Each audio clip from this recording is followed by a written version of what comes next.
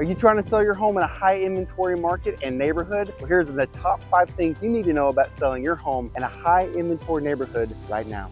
Everybody, my name is Justin Henry. I'm the broker and owner of Justin Henry Real Estate Advisors, and I work and service all along the North Texas marketplace, and we focus along the 380 corridor. And if you want to know more about what's happening in the North Texas marketplace, whether you're buying, selling, we can certainly help you. So go ahead, subscribe, tap the bell. We're here to help.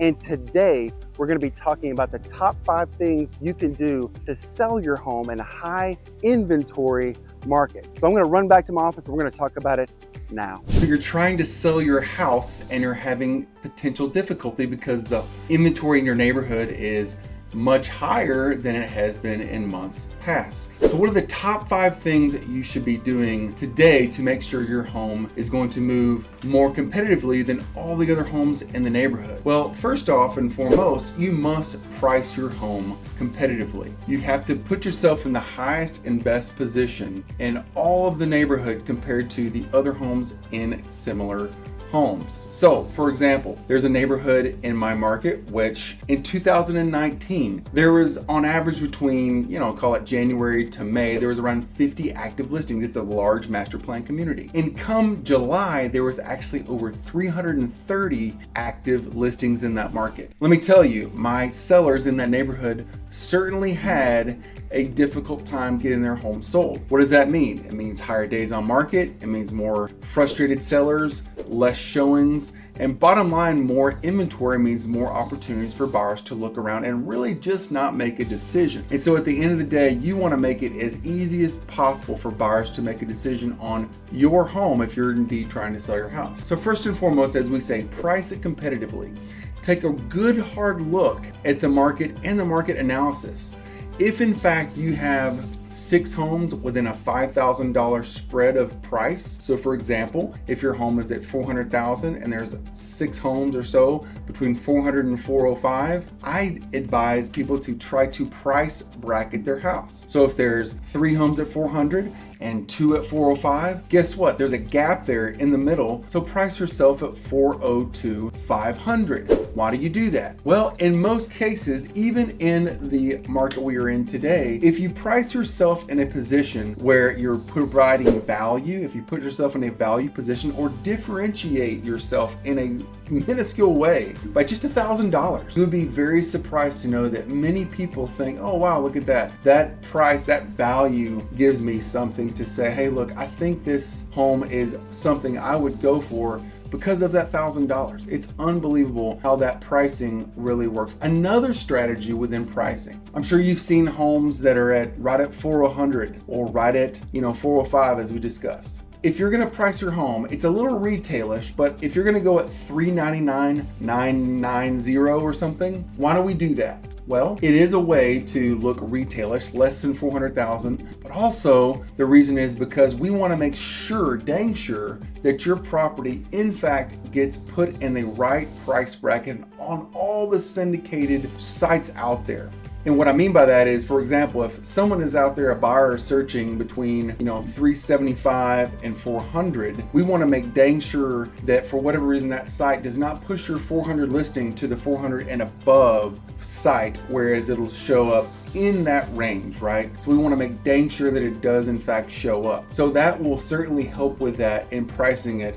Not only retail, but also making sure we for sure show up within that range, okay? So that's certainly, I would say, one of the most important things to do. Now, secondly, is gonna be the actual condition. Is your condition of your house up to par?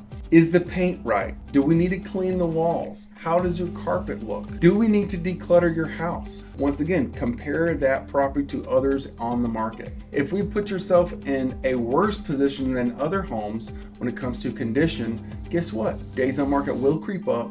Your likelihood of not selling with a higher inventory market is likely. Just due to the fact that bottom line is most people want to see a nice, clean, perfect house. And because most people, especially in the lower price ranges, whether they're first-time buyers or whatever the case may be, downsizers, they don't want to hassle with a lot of issues that they have to deal with right away. So if you need to paint a room or two, may want to do that. If you need to declutter, And by the way, take the link below and you can see 380realty.com. That's my company, and we actually offer a dump trailer service where you get to use our dump trailer up to 2 times free to get rid of all your bulk items, things you just don't need anymore, because we all collect clutter throughout those number of years.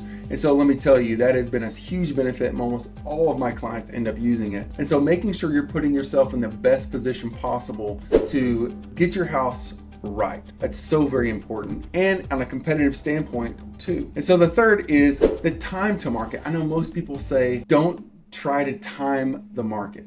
You can't do it. Well, let me just tell you, there are ways to still time the market in certain circumstances. You need to look at the market. Let's just say you do plan on putting your home on the market sometime in July. That's the plan. Well, if you're communicating properly with your realtor, that realtor is going to look at, okay, right now there are 6 active homes on market, but you've got a potential for 3 of those coming off because they're going to be going active option. So let's just say, the dilution rate is making it to where some of these push. So let's just say next week, those will come off, and so there's going to be less available options for people in the week to come.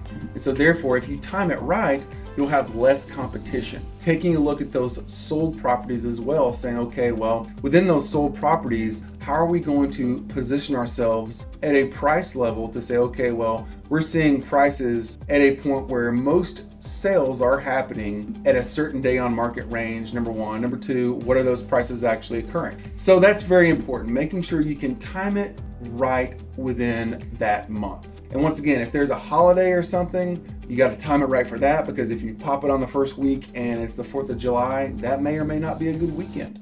Your realtor should know if that, in fact, that holiday is going to be a problem for you when you pop your house on the market. So that's certainly something I would consider when it comes to getting your house ready to go. Making sure your realtor has the proper marketing and a plan for not only the immediate listing, but also for the weeks and duration thereafter. Because obviously any person can get professional photos, pop it on the MLS, but in a high inventory, once again, market, it's gonna take more than just getting your house on the market and just putting up the photos. It's gonna take a lot. It's gonna take making sure you obviously have a lot of media out there with social media, making sure he's staying on top of his game within that listing and within that neighborhood, because every single week, more than likely, depending upon your time of the month and depending on your time of the year in the summer, there's gonna be more activity that pops up, and you're gonna have to showcase, as a realtor, showcase that client, that seller, say, hey, look, these 2 or 3 homes just came on the market. They're trying to underprice us. Do we want to remain competitive?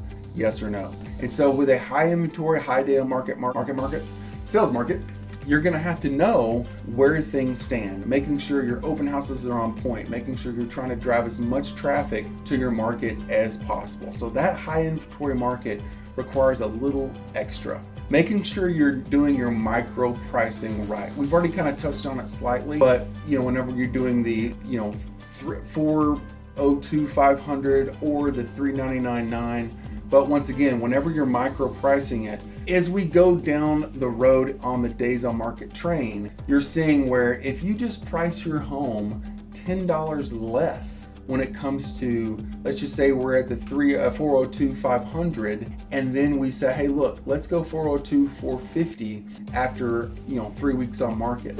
What will that do for you? That optimizes your listing. That optimizes your listing not only in the fact that it's going to be less price and people are going to see that, but also it shows up on many sites as a ding that it's price reduced, and it's going to push your listing to the top. And so those potential B to A buyers that were not looking in the market previously, or had been seeing it, or not really paid attention to your listing, will come back around, because keep in mind, with a high inventory market, there's going to be so many, their buyers are going to be so overwhelmed that they're not going to really know for sure where they want to go. But if you're showing that, hey, you know what, we're really motivated, we want to sell, we have our home there, and that if they come through your door, all we need is someone to come through your door and to feel highly interested in your property. Once that happens, then the realtor should be able to take over and at least communicate to that agent saying, hey, what are your buyers after? How can we help them, and how can we make them get in a position where they want to submit an offer and even buy the house? So those are all key things that you can do to make sure that your listing remains competitive as a seller. And so, those are just a few key things that I find work in a highly competitive market when there's tons of inventory. You know, where I work along the 380 corridor, we find that, you know, as we said, in the summer months when everyone is putting their house on the market, it gets more competitive. And so you have to do the extra to really make sure that your home is getting the views and getting the amount of activity that it takes to get your home under contract. And so, you know, look, if you have any questions about that, as I said, I'm right here. My name is Justin Henry. I'm the broker and owner of Justin Henry Real Estate Advisors,